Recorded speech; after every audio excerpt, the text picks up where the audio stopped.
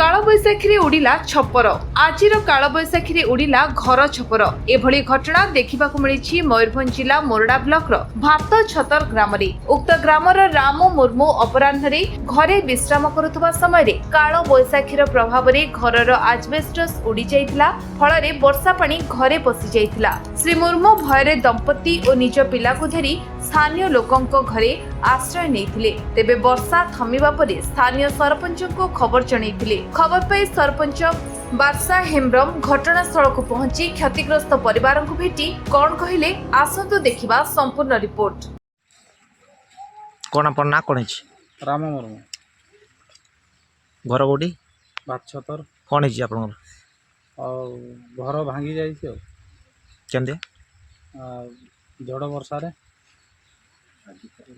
आजिकार किए किए अच्छा आप घरे केमती है कौन थी सिचुएसन स्त्री अच्छी आ छुआ गोटे अच्छी 2.5 वर्षर कौन है पवन वर्षा आसला आज्ञा कौन है उड़े नहीं गला से चाड़ा कौन करुले आप घर भितर थे घर भितर थे केते डरुले आज्ञा डरी थे डरिकी पाख घर दौड़ी पलैते कौन थे आप चाल छपर कहले एजबेस्टर उड़े गला एजबेस्टर केते जोरे पवन थिला जोर ही होता एबे कौन चाहते आप प्रशासन तरफ जहाँ सुविधा जदि जोगे देवे तेबे खबर आप स्थानीय सरपंच को देते आज्ञा कौन है तापर सरपंच आप कथा बुझिले आसते आज्ञा कौन कहले सरपंच प्रशासन को जन तेबे आप कौन लगे सरपंच आप दुख बुझीपारे देखा जन प्रशासन आज्ञा आप परिचय मो परिचय है चिट्टामाटिया ग्राम पंचायत सरपंच ना आपंकर बारसा हेम्ब्रम। तेबे बारसा बाबू आपंकर जो अंचल जो कालबैशाखी झड़ तोफान रे जड़े व्यक्ति घर छबल चाल छपर जो एजबेस्ट उड़ी जाइए से नहीं आप खबर अच्छी आप पारे अच्छी मत संगे संगे फोन आसीला तो मु संगे संगे जाइकी घर देखिली आ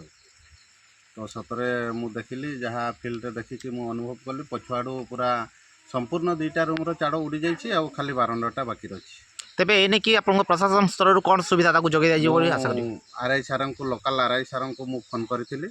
जहाँ 2-3 थर कॉल कला परे रिसीव करि नथिले तो परवर्ती समय रे रिसीव कले एवं से कहले इनक्वारी को आज नहेले भी आसंता काली से इनक्वारी करिवे। तेबे यही वर्तमान वर्षा लगी रही ए नहीं कि आप जड़े लोकप्रतिनिधि जनप्रतिनिधि सरपंच हिसाब से आप बर्तमान से जो गरीब लोक रही थैथान कौटी करेंगे कौन व्यवस्था है कि ना सेमती व्यवस्था वर्तमान सुधा है नहीं एटा तो सांगे सांग रिसेंट है कालबैशाखीटा पवन रिसेंट माने यही प्राय अध घंटे भी बीतीनी तो व्यवस्था या करवा जे से पाख वर्तमान सुधा माने पाख घर रे रहिबे आ पाख घरे भी लोके थिबे तेबे तांको परिवार भितर जाइए लोके जाइए जो रहिबे या को प्रकार थैथान करेंगे पंचायत तरफ कौन आउ सुविधा जाइयो सेटा नहले आमर जो सरकारी बिल्डिंग अच्छी से थैथान करवा। तेबे यहाँ गोटे ही आपंकर अंचल रे एमती घटना घटी ना आहरी घटना घटी जोटा कि खबर आछि आपन पाख आजिका यही गोटे तो पूर्वर होता सेटा सट आउट होइछि वर्तमान जो पवनटा गला वर्तमान पवन केवल आप गोटे ही परिवार खबर अच्छी गोटे परिवार हुए तो आहरी भी आसीपारे तेबे जदि अधिका लोकंकर जो प्रभावित हेबे तांको थैथान निमंते आप ब्लॉक प्रशासन सहित कथा होइछन्ति ब्लॉक प्रशासन माने कौन ब्लॉक प्रशासन तो नहीं लोकल आरआई सांगे वर्तमान सुधा कथा है गोटे को तो परवर्ती समय जदि आहरी आसे कम्प्लेन ताहले देखिबा वीडियो को नॉलेज तेबे कम्प्लेन आसिया पूर्व प्रिकॉशन जो बाबद नवा कथा सचेतन हवा कथा से नहीं कि आप को प्रकार सचेतन अच्छे आ कौन व्यवस्था आपण पंचायत पे आप करछथि आमर व्यवस्था प्रायतः झड़ तोफान लगी रोची आमर सबू वार्ड मेंबर सबू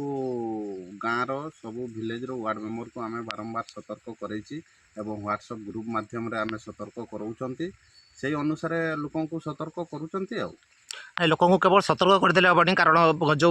आकस्मिक भाव में जो घटना सब आसे एगुड़ाक सब न कहीकि आसे तो मो कहवा आसला जो प्रभावित होती जो थैथान कर व्यवस्था कौ प्रकार कर पंचायत स्तर में पंचायत स्तर रे पूर्वर सेमती थैथान व्यवस्था नहीं किंतु ये जो जार जदि घर संपूर्ण भांगी गला तांको पई व्यवस्था करा जाउची एवं आरआई को माध्यम रे होउची वर्तमान थैथान कर व्यवस्था आप लोकल सरपंच हिसाब से आप कौ प्रकार कौटी जो स्थापित करेंगे जो मैंने विस्थापित होती ଆରେ ସେଇଟା ପରା କହିଲେ ଆମର ଯେଉଁ ସରକାରୀ ସ୍ତରରେ ଯଦି ଯେଉଁ ବିଲ୍ଡିଂ ଅଛି ଆମର ଏମିତି ବି ପୁରୁଣା ଅଙ୍ଗନବାଡ଼ି ଅଛି ଏବଂ ଅନ୍ୟାନ୍ୟ ସ୍କୁଲ ମଧ୍ୟ ବନ୍ଦ ହେଇଛି ସେଇ ବିଲ୍ଡିଂ ଗୁଡ଼ାକରେ ଆମେ ଥଇଥାନ କରିବା ଆଉ ସେସବୁ ପାଇଁ ମାନେ ପ୍ରସ୍ତୁତ ହେଇକି ଅଛନ୍ତି। ହଁ ସେଗୁଡ଼ା ରୁମ୍ ଠିକ୍ ଅଛି। ମୟୂରଭଞ୍ଜ ଜିଲ୍ଲାରୁ ସ୍ୱତନ୍ତ୍ର ପ୍ରତିନିଧି ମନୋଜ କୁମାର ବେହେରାଙ୍କ ରିପୋର୍ଟ, ବିଶ୍ୱବିଜୟ ନ୍ୟୁଜ୍ ଓଡ଼ିଶା।